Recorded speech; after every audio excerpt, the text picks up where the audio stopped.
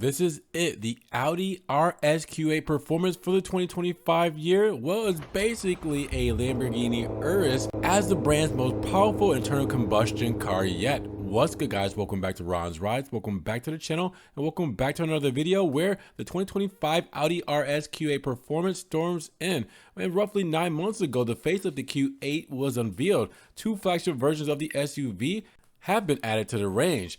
First is a refreshed RS Q8, while new to the range and sitting above it is the even more potent RS Q8 Performance. Now, the flagship model has just set a new lap record around Nürburgring Nordschleife, lapping the legendary circuit in just 7 minutes, 36 seconds, 0.698.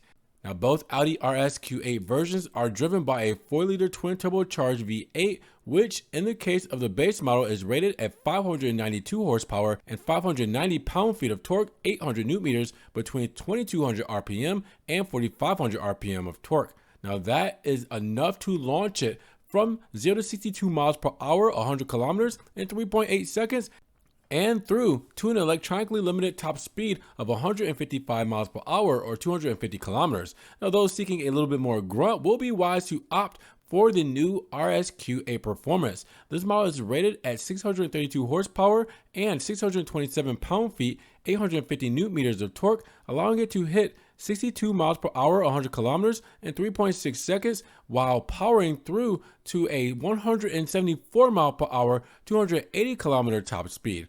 Now, Audi notes that this is the most powerful series production combustion engine in its history, and alongside engine changes, the new RS Q8 Performance has a bespoke exhaust system to make it sound even meaner. Now, mounted to the powerful V8 on both the RS Q8 models is an 8-speed Tiptronic transmission and a permanent quattro all-wheel drive system. Both models also have a mechanical center differential and sit on adaptive air suspension that can adjust the ride height as much as 90 millimeters, 3.5 inches. Now, big SUVs like this need to handle well, so Audi has equipped them with electromechanical active roll stabilization to reduce lateral movements of the body.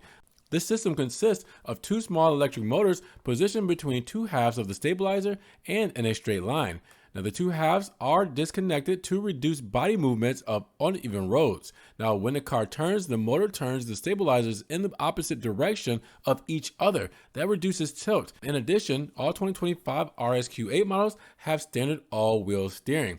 Now, Audi has equipped the standard model with huge 420mm, 16.5-inch front disc with 10-piston calipers and 370mm 14.5-inch discs at the rear. Now, the RS Q8 Performance gets 440mm 17.3-inch front and 370mm 14.5-inch rear carbon ceramic discs as standard. Now, the Performance is also available exclusively with a set of 23-inch alloy wheels that are lighter than the standard 22-inch shoes. Now, from a visual standpoint, the two models get 3 new metallic paint options of Secure Gold, Ascari Blue, and Chili Red. Now, the standard RS Q8 also includes gloss black across the window mirrors, front spoiler, window trim, and rear diffuser, while the RS Q8 Performance gets matte carbon ring mirrors, front spoiler elements, and matte gray rear diffuser. Now, customers can be offered 3 red, gray, and blue RS design packages from the interior, all including an Alcantara steering wheel, dynamic microfiber across the center console, and perforated sports seats. Now, the two new models have launched in Europe this month with prices starting at 141,900 euros or $152,300 for the RS Q8 and 155,700 euros, $167,000 for the RS Q8 Performance. So, with that said, RS Q8 or RS Q8 Performance, which one are you taking and what spec? Drop those comments down below. Now, if you guys did enjoy the video today, make sure you give it a big thumbs up, but make sure you guys subscribe to the channel and click that notification bell so you don't miss one video, and we will see you guys in the next one. Peace.